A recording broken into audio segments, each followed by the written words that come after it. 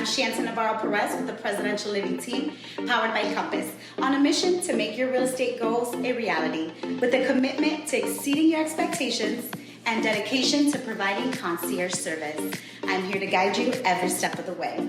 Whether you're buying, investing, or selling in the vibrant Central Florida market, my goal is to ensure your experience is not just smooth, but truly exceptional. Let's turn your real estate dreams into a reality. This is Marcus Richardson, President and CEO of Rich Group Financial. We look forward to working with you and helping serve you in the financial service arena. So what that really means is we're going to be able to help you with life insurance for your mortgage protection, make sure that's taken care of when you pass. We're also going to be able to help you for your final expenses to make sure your burial and things like that are taken care of. We also are able to help you with retirement. So if you're losing money in the market and you want to stop losing money, you don't want to keep losing money, we can help you with that. And we also can help you with Medicare. So if you want to make sure you got all that taken care of, please reach out to Rich Group Financial. You can find us at richgroupfinancial.com, or you can also send us an email at richgroup28@gmail.com, and we'd love to serve you and help you and bring you into the family.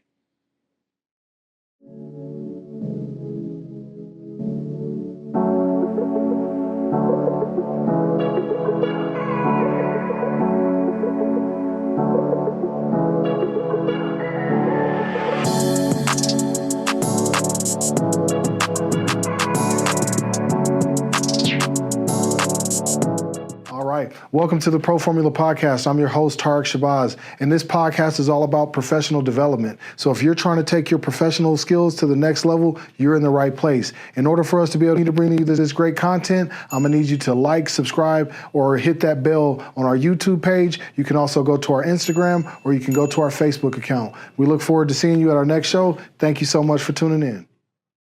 Awesome. Welcome back to the Pro Formula Podcast. I'm your host, Tarek Shabazz.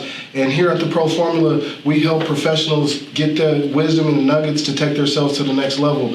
And I am super excited to be here today with my guest. She is Central Florida's real estate agent mogul, Miss Shanta Perez. How you doing today, Shanta? Doing good, Tarek. Thank you for that introduction. Oh, you got it. What you been up to, man? I'm just out here, doing God's work. I know that's right. For all of you that don't know, and if you want to be mad at somebody, be mad at Miss Shanta, because Shanta's the one that sold my wife and I that beautiful house that we have out here in Florida. So this is the person you can be mad at.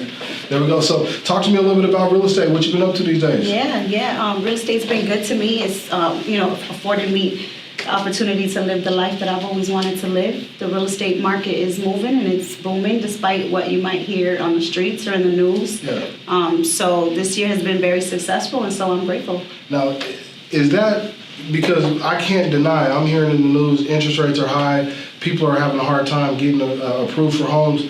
Are you having success just because of your credibility in the field and your tenure in the field, or is it all across the board where you're seeing that real estate is still booming?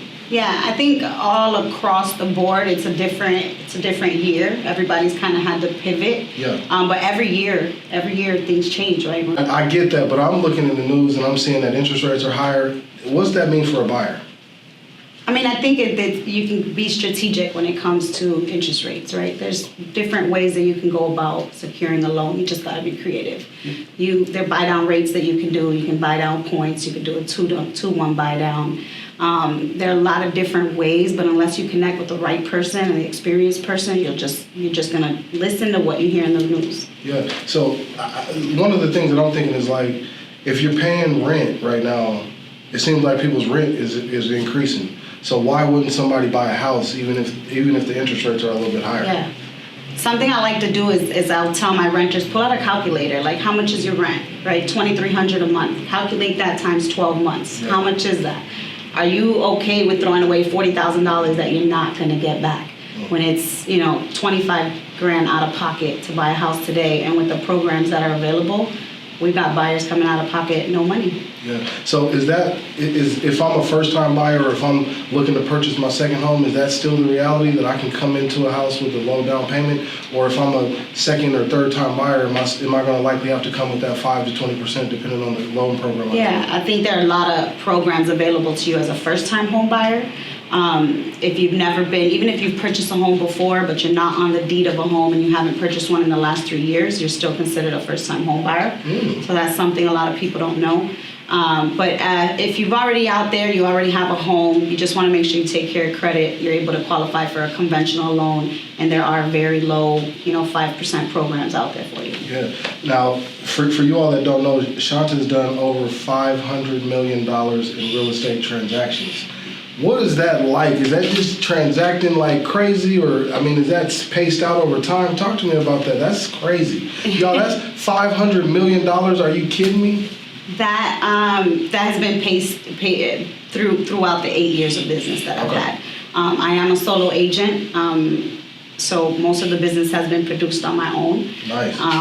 I've been on an average of 8 to 10 million a year is what my goals are. I'm always aiming to do better every year than the year before. I don't do it by myself. I do have a team behind me that handles my transactions and my paperwork. I have Shout out to the team that's out there putting that work in. Yeah. Shout out to my girls on the back end. There's a lot that goes in on to make it a very concierge experience. So I love that you just brought that up. Like, I think sometimes when people see solopreneurs or someone who's their own business and their own boss, they think Shanta's doing everything. But talk to me about the importance of the team that you work with and how they help to make sure that you're able to keep the transactions going smoothly and keep your customers happy. Yeah. One of my favorite books is It's Not Who, It's How. Oh my God! I just spoke on that. Yeah, keep going. Did I say it right? It's not the how, it's the who. It's not who, but how. Yeah, we're gonna fix that one. Yeah. But no one succeeds alone. So it takes a team. Every morning, part of our habit is jumping on, having a gratitude call, letting each other know why we're grateful for each other, what are our goals, what do we plan to accomplish, let each other know that we're there for one another, no matter what it is. And so there's a whole team making sure that the listings are set up the right way, that we're not wasting time, that the financing aligns with the property they want to see, that there's not already an offer on that house and we're going to go there and waste our time, and by the time they get there they tell us it's sold. So we want to make it, again, as easy as the experience can be. I like that. I always say that, gratitude is the attitude. Tell me a little bit about those gratitude calls. Those sound interesting. What are some of the things that you want to cover? We can't start our day without, we're a very God-fearing team, all of us. We believe in that God has paved the way for us and for our success. And so always give gratitude to God, and then just, why we woke up that day, what we're grateful for, because like you said, gratitude is the attitude. Where did that come from? You having this gratitude call? Because I've never heard anybody do that. And I think, here on the Pro Formula, we're trying to give you keys to success. This may be something that you can incorporate in your business. Where did that come from?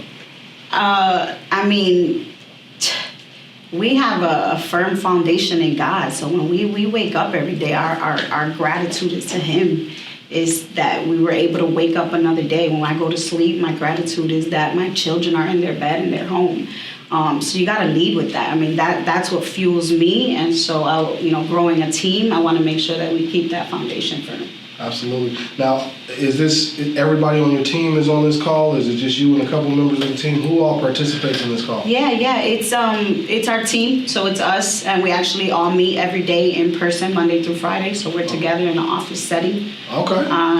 And it's something that we probably should open up to everyone, and to anyone who would like to join. Yeah, I think almost getting a little, how they have prayer lines going on? Yeah. It's almost like having a gratitude line would be something that would be really incredible. And I think the fact that your team is participating in that just shows them how thankful you are for them, because you're obviously showing love to the man upstairs who made it all happen, but then telling somebody that you work with, thank you, and I appreciate you, and I see what you're doing is also really good.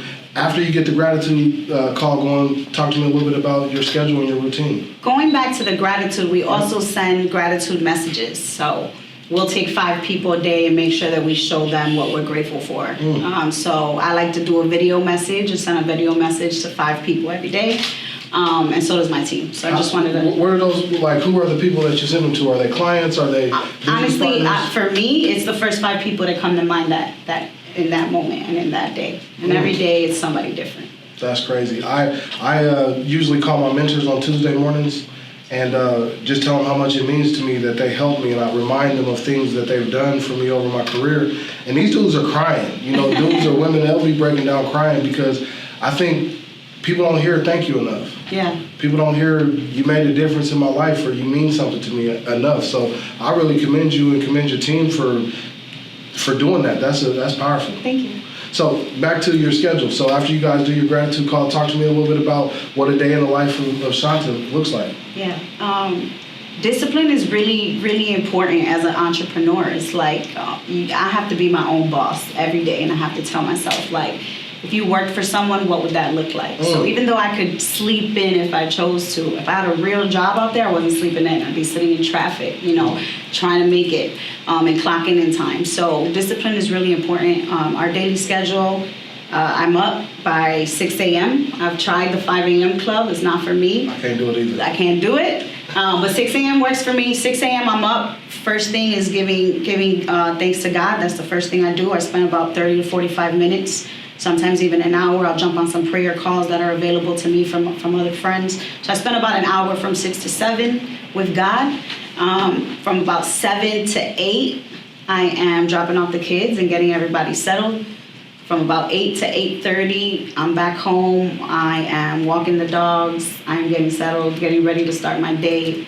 By 8:30, we're back in office. Everybody's there, and we're ready for our morning meeting and our gratitude.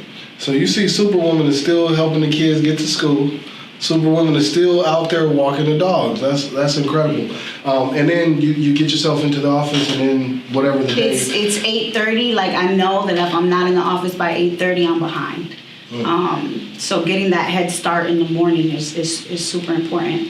8:30 we're in office, and even everything is very time blocked. So even our meetings, like if they start going long, there's a bell, because we know that if we don't start at a certain time, then we're just going to be behind on the whole day. Yeah, one of the things I really like to do is I like to start meetings on time and end meetings on time. Yeah. I think time is the most, I know that time is the most valuable commodity, and you cannot get that back. So I think that's incredible that you all are so regimented. One other thing I wanted to pick on that she just was talking about was discipline. And I want to just talk to you all about the importance of discipline. You are not going to get where you're trying to go if you lack the discipline. And that's not just me saying that. That's you also heard Ms. Shanta say that as well. As you're growing the team, what are some things that you've learned over the years of ways to keep the team inspired, keep the team motivated, and keep production and make them feel like they're a part of it?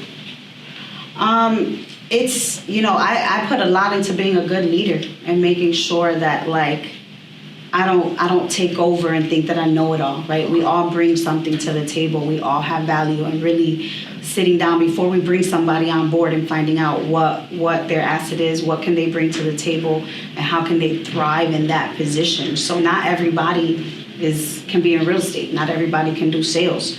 My admin love back end. They don't like talking to people. So it's really important to put someone in a position where they're going to enjoy it, they're going to love it, and they're going to thrive. So leadership is super important. I'm always reading, and I'm always learning, and I always ask for feedback.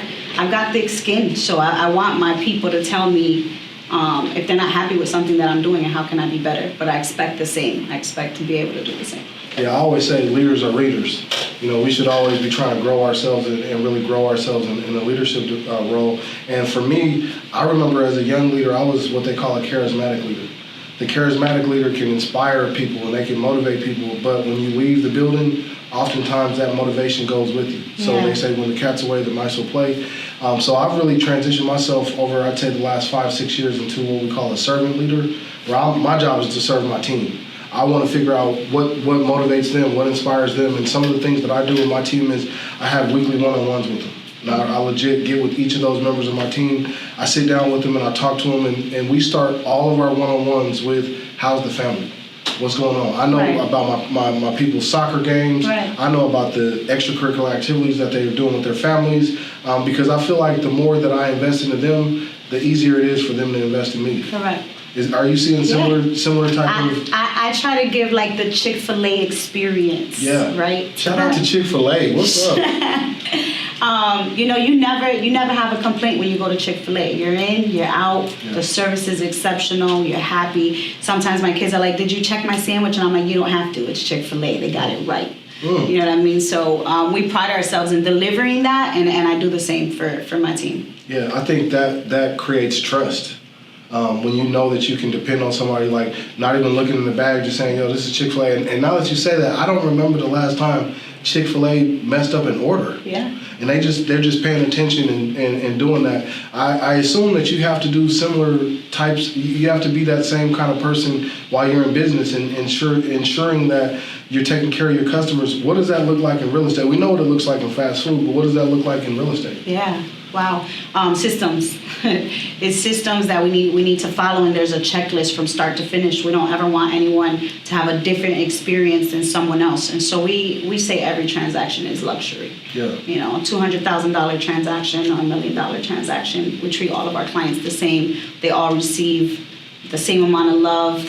They all receive a closing gift, and we hold their hand from start to finish. So it's systems, you know. We make sure that we're checking those checklists and nothing's being left out, and everybody has a role, all the way up until, you know, the 5-star review that we're going to get on Google. I love it. I think sometimes we don't put as much emphasis on checklists as we should. But if you think about an airline pilot, these gentlemen, women, they fly every day. But before they take off, they go through their checklist, every single step of it. And if they don't, you know, that's when you start having things get out of whack. How do you make sure that you create that standard so that the team is following that proven system that you all have developed and put in place? That we're following it. So, I mean, it took a long time creating it, okay. and it had to be me to really just sit down before as a single agent and just create what I did on a day-by-day basis and make sure that I didn't leave nothing out. And then it's making sure that when they onboard to the team, that they're meeting certain checkpoints, that they're following it. We're very systematic, and we're, you know, grateful that Compass allows us to give us the tools to track what our agents are doing, how they're doing it, and that we're not missing nothing out. I mean, we'll get a reminder right away. Hey, you forgot to put a for sale sign in the yard. So nothing's getting missed. I like that. I think when you create a standard approach, it makes it easier for duplication, and it makes it easier for people to follow that. Talk to me about the type of team members that you look for when you're hiring staff. Yeah. What kind of qualities do they have? We look for someone with passion, someone that has grit, that are determined, that are inspired, that want it. And in real estate, you'll find a lot of people who think that they want it, but they don't really know. Like, you know, they want to do what I do, but they don't want to do what I did. They want the result. Ooh, hold on real quick. She said they want to do what she does, but they don't want to do what you did. Talk about that. Yeah. You know, I've hired on agents, and I don't want people to think that this is what real estate's like, but I had days where I didn't eat and I barely slept, but that's because the amount of work I wanted to put into it. So I worked, you know, 9 to 5, and then I worked on reading, and then I worked on time blocking, and then I worked on getting educated, and then I worked on programs that are available, worked on social media. Those are things that were outside the 9 to 5, like actually connecting with clients, lead generating, going on appointments. So I put in a lot of work. I ordered a lot of fast food. I wasn't, you know, I missed some football games or baseball games with the kids, but it was worth it. Yeah, I think, you know, a lot of times when we look at successful people, we just see the result, but we don't see the grind that went in there. You were just talking about the systems that you developed.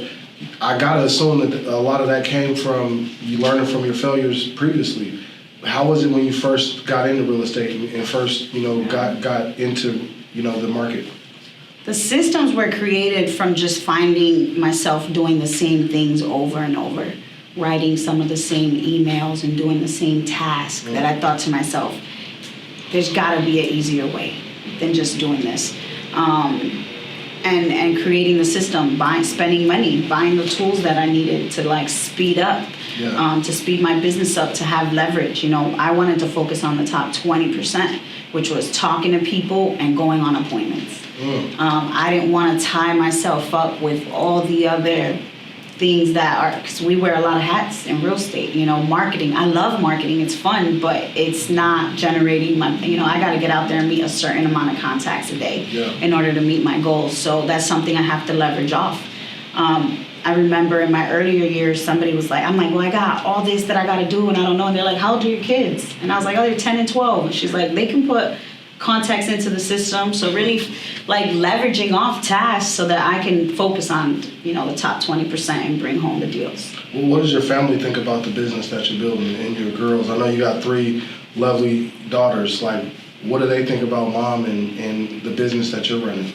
The girls are super proud of me. They, I'm like a superstar to them. Yeah. You know, they like pick me up in school because you're like everybody knows who you are, and they think I'm like a celebrity real estate agent. So, I love that they view me like that and that they look up to me like that for sure. Yeah, I always they're proud of me. Yeah, I always tell people, you know, I want to be the type of man that my wife is just like, yo, my husband is that dude. You know, he's the man, and I want my kids to be like, Daddy could do anything, you know, like Daddy is Superman and he could do anything. And I don't know if they always feel that way, but I think they see that the process, they're seeing the process and seeing the fruits of that. What kind of legacy are you building and what does that mean to you? Yeah. You know, that's a question that I get asked a lot. And I think my heart, I've always led with kindness, and I really would like to be remembered as, I mean, a legacy to me is how we're remembered by.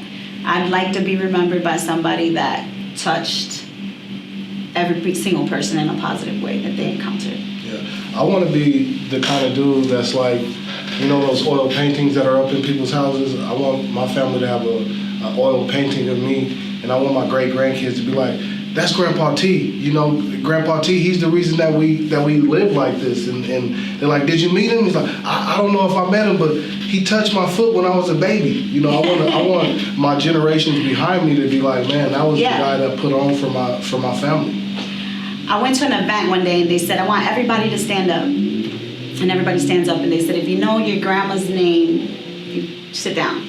And so part of the room sit down. They said, if you know your great-great-grandma's name, I'm sorry, stay standing. So after they got to great-great-grandma, the whole room was sitting but one lady. He was like, ma'am, what's your grandma's name? And she knew it. And he was like, you know why you remember? Because she did something for you. Yeah. You know what I mean? So that was powerful. That was an aha moment that it's like my great-grandchildren may not even know who I am if I don't do something today. You guys, I want you to catch that. You got to do something powerful so that people beyond your children and your grandchildren are going to have a lasting impression. And I think it goes beyond, Shanta, just making money, right? It's about the time that you spend with them, the impact that you have on their lives. Are those some of the things that you are looking for as you're building your legacy out with your family? Yeah, you said earlier, like, we don't get time back. And so you won't hear me often say that the success comes from the money, because like my success is my children, like just watching them thrive and watching them be happy. If you would have asked me 5 years ago, I'd have been like, success would have meant driving this car or wearing this or living here. Today, my success is my kids being happy and thriving, my family, spending time with my family. It's always God, family, then business for me, and in that order. Yeah, I love that. I think when I was a young professional, I wanted to make 6 figures so bad. That was like, I thought my goalpost, like I'm gonna make 6 figures. And then when I made 6 figures, no confetti came out of the sky.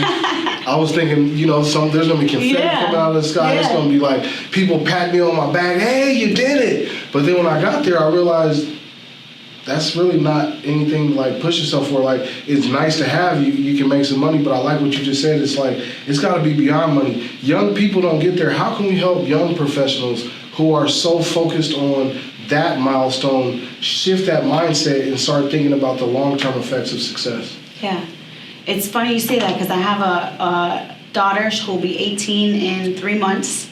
And so she's so focused on like her future and my kids are all little entrepreneurs. And nice.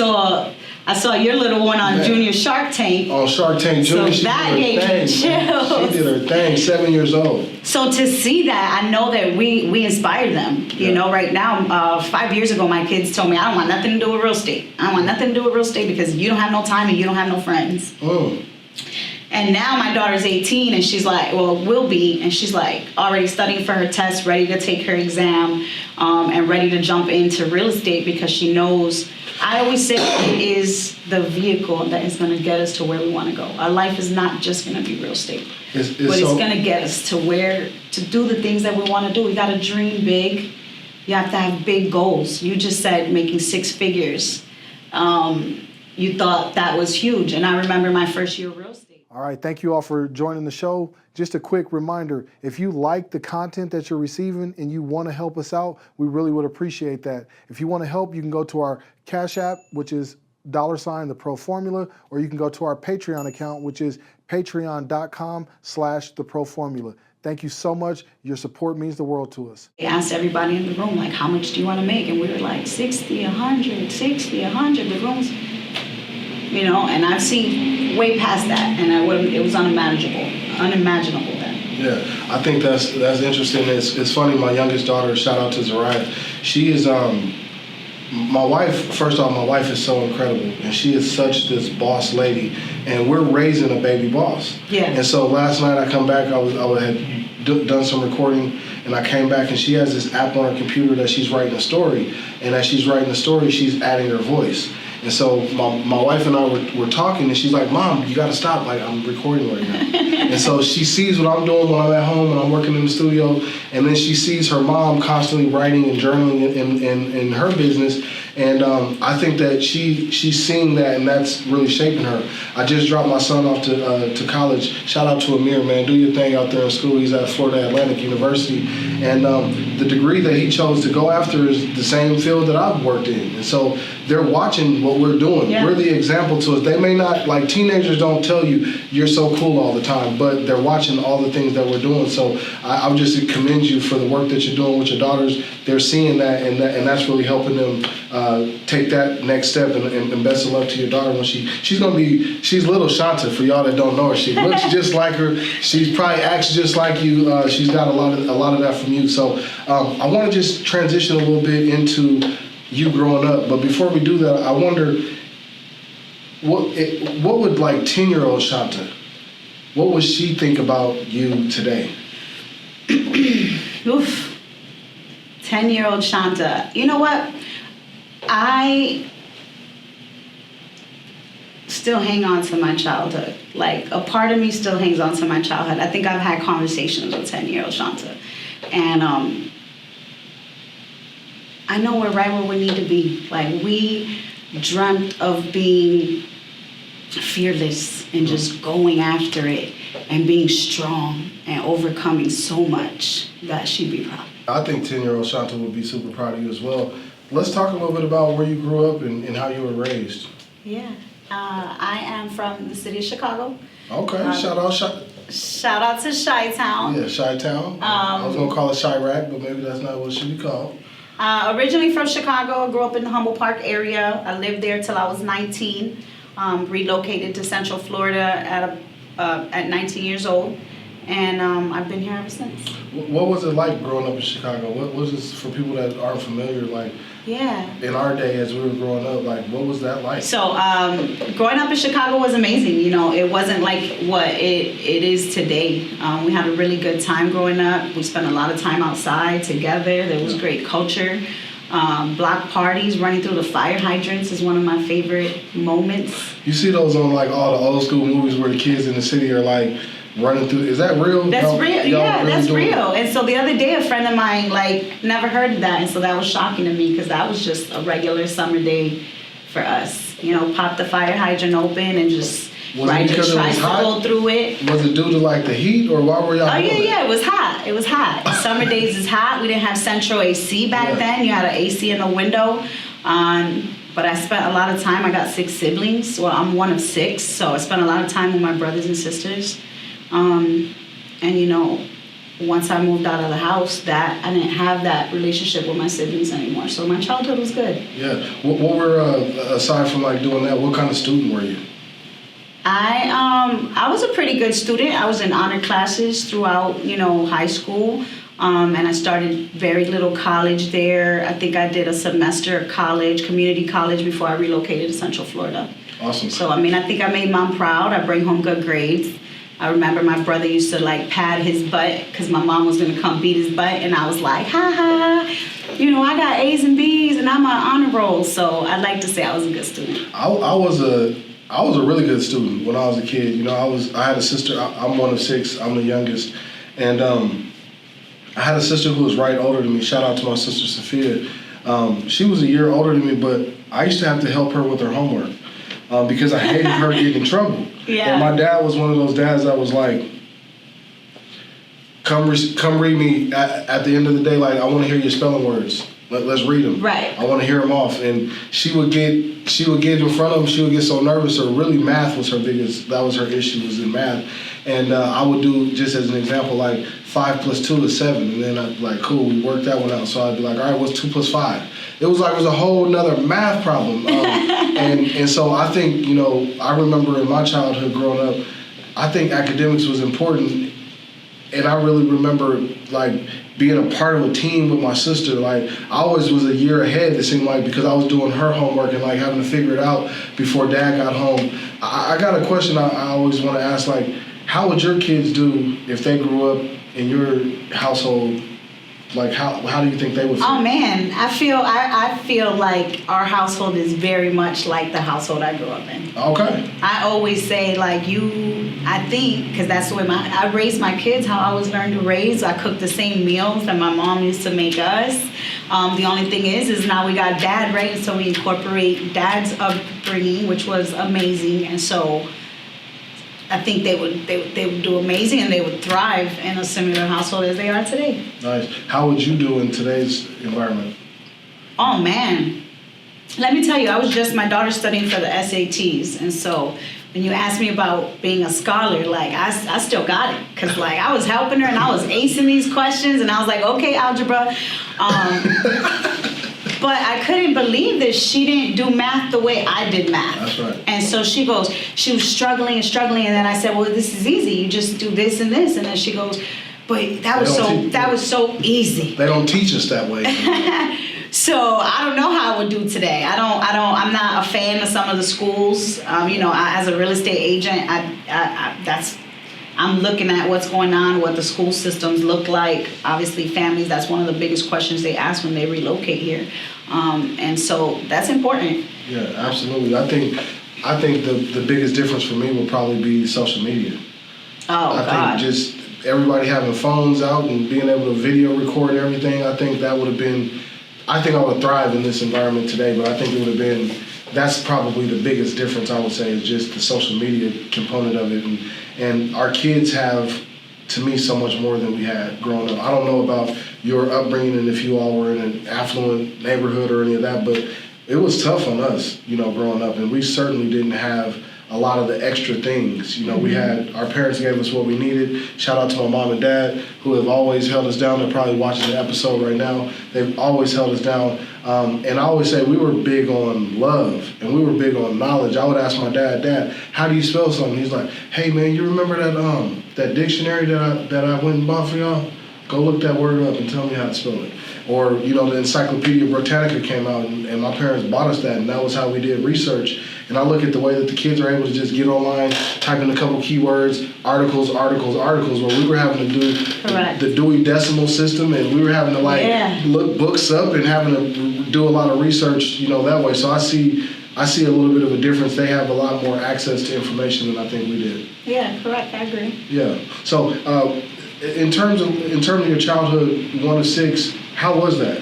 How was life for you all growing up? I know that you had fun and all that, but from an economic standpoint, did you learn business when you were a kid, or where did you start picking up on some of those skills?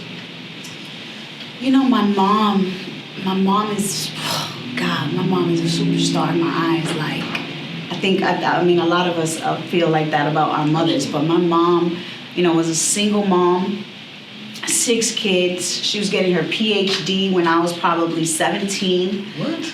She would take the bus to the train station just to leave my brother the car because he had school. So she made sacrifices. You know, in the morning, man, she'd drop. So we're all like 6 to 8 years apart, and there's 6 of us. So at any given time, she had one in one school, one in another school. She would drive us around 3 hours just before she would start her work day, just to get us all to school. So just watching her, my mom studied business.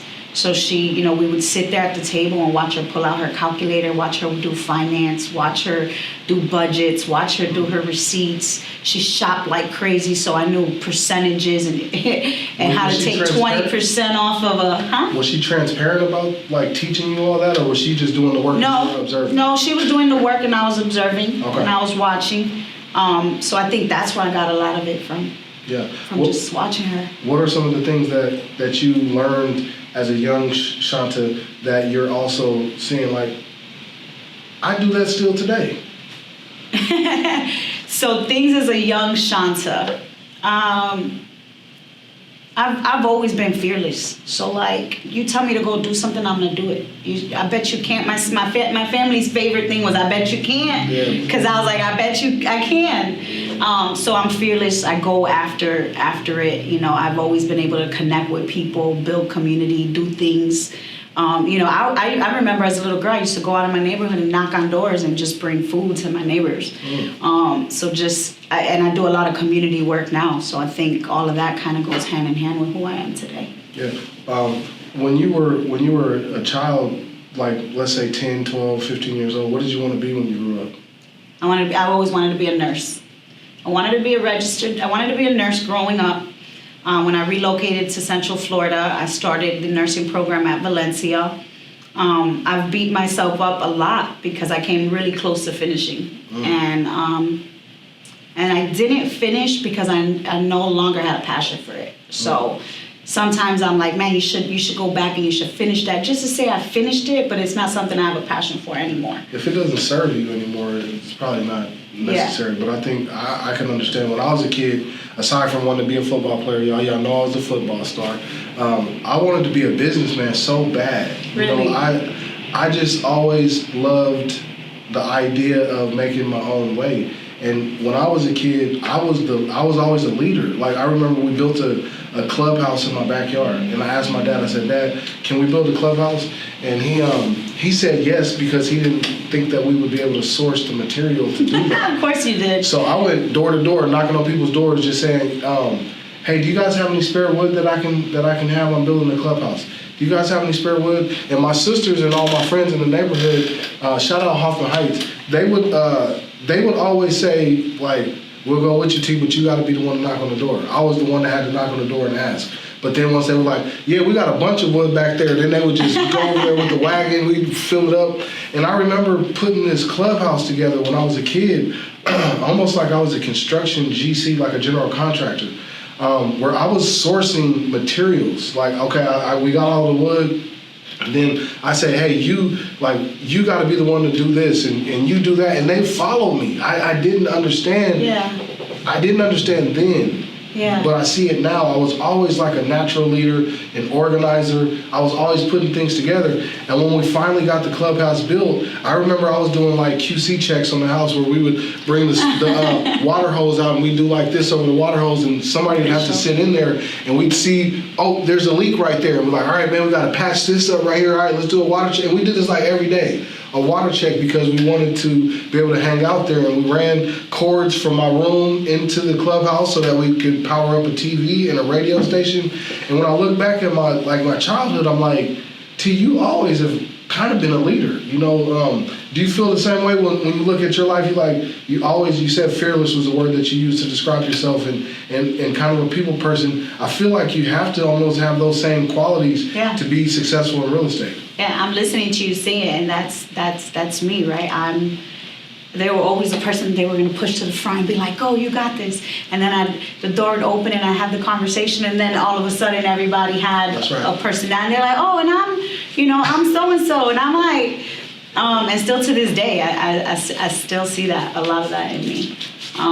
Going back to the nursing thing, I think I always wanted to be a nurse because I always wanted to help people, and I can't tell you the amount of transactions that I've had that weren't happy transactions.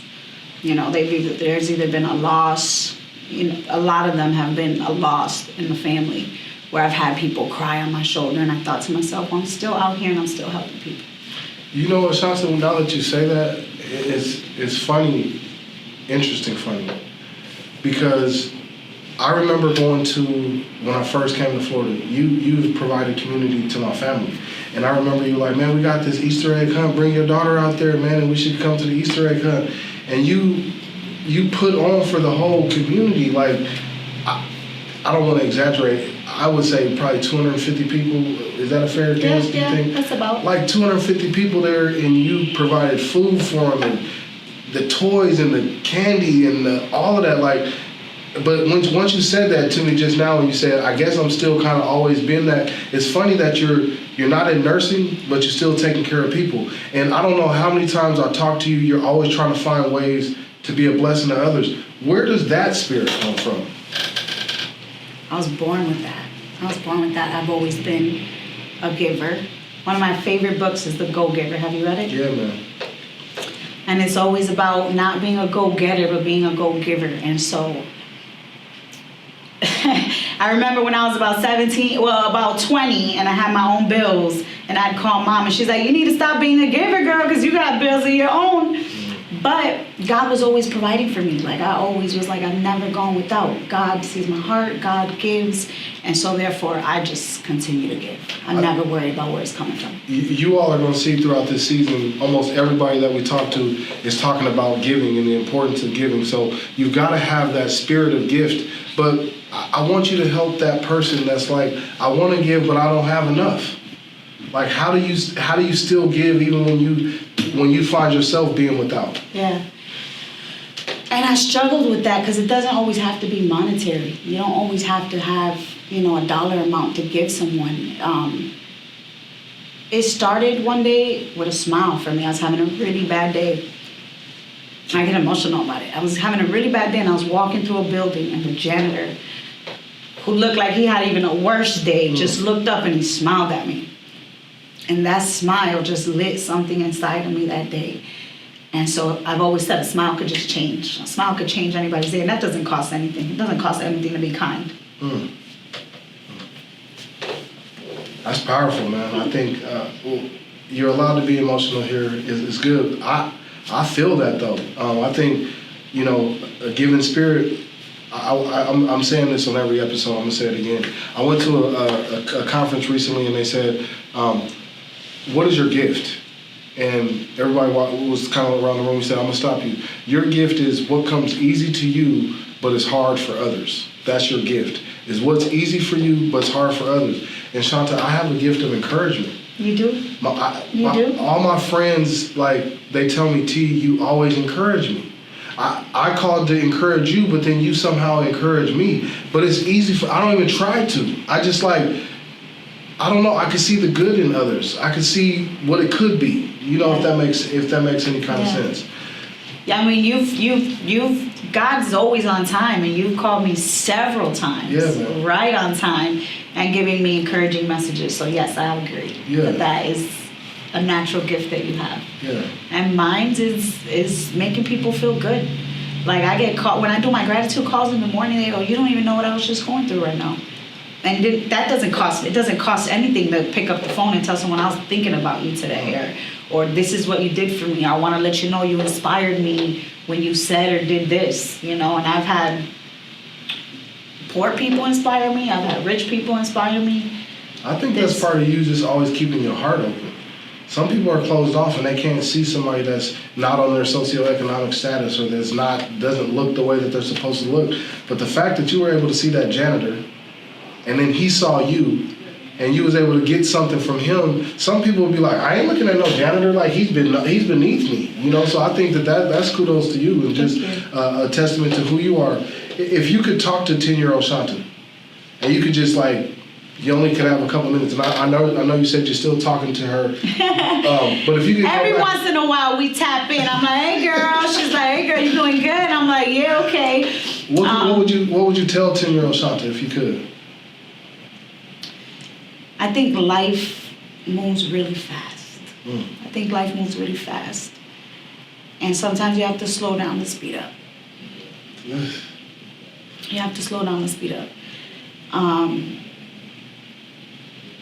Always be curious, always be fearless. practice progress over perfection.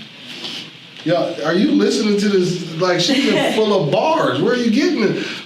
Practice over progress. You got to slow down and speed up. Those are jewels, y'all. I hope y'all catching that.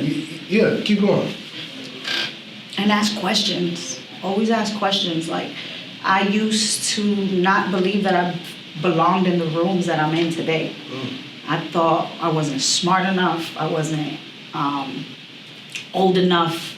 Like, I didn't believe in myself until one day this mentor, I was in a mentorship program. I love mentoring new agents. And the lady, there's a questionnaire on, why you want to be on the mentorship program. And she just wrote really big on the paper, like 5 questions. She just wrote, I want to be just like Shanta. And when I got that, like, I was like, sometimes I don't even see that in me. You know what I mean? And then after that, it was just like, somebody else, like, hey, I've been watching you and I see what you're doing. How can I be like that? I'm so proud of you. And the messages just come flooding in. So I have to remember, and I want to pay that forward too, which is why I love mentoring agents. And I love especially women and moms, because I saw the change that it made in my life for me and my daughter. So what did that mean to you when that agent said, I want to be like Shanta? That was truly inspiring for me. That I think for a little while I was not realizing who my audience was. Right, I was trying to fit in with all the other top agents and what are they doing and how do I fit in with them. When I started realizing that that's not my focus. My focus is my community, my people, the people I want to touch, the lives I want to touch. So I had to kind of change that, and that's even agents. Agents and other. There's 40,000 agents that probably got licensed today. Everybody needs a helping hand. I had it. Somebody mentored me and they helped me. I'm very big on mentorship and coaching. I think everybody needs it. What advice would you give to a new agent? And obviously you got a mentor program, but somebody might be watching the show that's not a part of your mentorship program. What's an advice that you would give to a new agent to help them develop some success and develop the systems like you've developed? I think I have got to shout out Keller Williams. What's up, Keller Williams? I got to shout out KW Lake Nona. I joined one of the best brokerages out in Central Florida. And with that, they provided a lot of the tools, a lot of the systems, a lot of the training. But it took me having to show up and do it and do the work. It was available to me, but if you don't, I got people who say, well, it's not working out for me, but I never see them in those rooms. I never see them show up on the Zooms. So you got to put in the work. We talked about discipline. Discipline makes habits make consistency, and consistency leads to growth. Yeah. So you just gotta be willing to put in the work. Yeah. There's no secret sauce. You gotta put in the work. I like what you said, though. I think one of the things that you just mentioned that is really important is affiliation. Is who are you affiliating with? If you're not affiliating with somebody that is gonna help you step your game up and help you grow, then you're not gonna be able to grow. I think affiliation, like you just said, show up on the Zoom call. They invited you to come out to the call. It was extra. And I think a lot of time with young people, they're like, am I getting paid for it? Yeah. It's like, maybe not right now. You're not going to get a check for showing up to this meeting, but it's going to pay you down the road. Correct. One of the first things I learned when I got into real estate was not, because it's just, you got to join a brokerage, right? You get your license, you got to join a brokerage, and your brokerage is going to take a split. I never focused on the split. It was like, what was the value they're going to give me? There's companies that do 100% commission and they don't know who you are and they don't provide no resources. And there's companies who will charge 30% and they're going to give you all the tools that you need. So I never focused on commission splits. I just focused on value. God.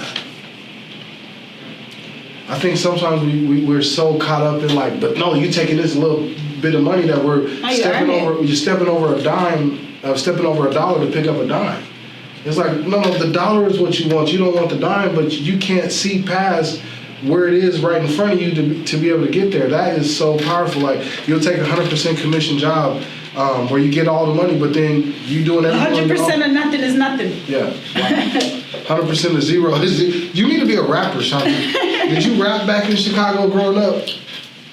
Actually, I did want to be a rapper. Shanta got bars, y'all. I know Shanta's doing some real live. I did. I had a boyfriend that was in the studio, and I would try to drop a few things here and there. But no, we're not gonna go there. We want to dig. We're not gonna go there. But if anybody in Chicago has any Shanta raps, I encourage you to send that to me. My website is www.theproformula.com, and there's a contact me page on there. Hit my contact page because I want to hear Shanta rap. If anybody's got any of those raps. Yeah, sorry. Kind of the last phase of our interview, and I can't thank you enough for being a guest. I think the amount of jewels that you have dropped has just been incredible for anybody that's been around you to pick them up. Thank you. I know that your husband is one of your biggest supporters. And matter of fact, I'm rocking his gear right now, y'all. I got to show you the back of my shirt as well. You got that? Yeah. All right. So I thought it said the Goodwill, but it says God willing. What is it meant to be a wife and to be married to somebody who he's here right now? He's got your back. He's always there to support you. How important is that? Man. Oh, super important. I mean, I've shared success stories with other agents in the business, and one of the things that I've been able to compare is just having that support at home. I know a lot of my success has come from Alex supporting me. I mean, there's times where I got to write contracts on the road and he's like, I'll drive you. You know what I mean? And my kid is in the back seat, like mapping out which house is the next. So it's teamwork. It's a team effort over there. It's teamwork. But he's my biggest cheerleader. He's rooting me on. But most importantly, I've always known God. But my son is a PK. He's a pastor's kid. Mm-hmm. So his relationship with God was a little bit more advanced than mine. And once we started incorporating that in our lives and really getting intimate with God, my business wasn't the way it was, my marriage wasn't the way it was, and our happiness wasn't the way it was. Not at all. So the moment we started putting God first, everything else fell into place. So that foundation is super important. So I would say God, family, business. I love that. What is he doing? I know he's in real estate with you. Yeah. So we're super excited. We've been able to offer. We have a new company called dadoffers.com. Dadoffers.com. Okay. And so we're just able to add some leverage to the traditional way of doing real estate, and by offering cash offers to our sellers. They're quick cash offers. They are seamless. They're less stress. We can close within 14 days. And so we're able to either go the traditional route for top dollar or give you a quick cash offer.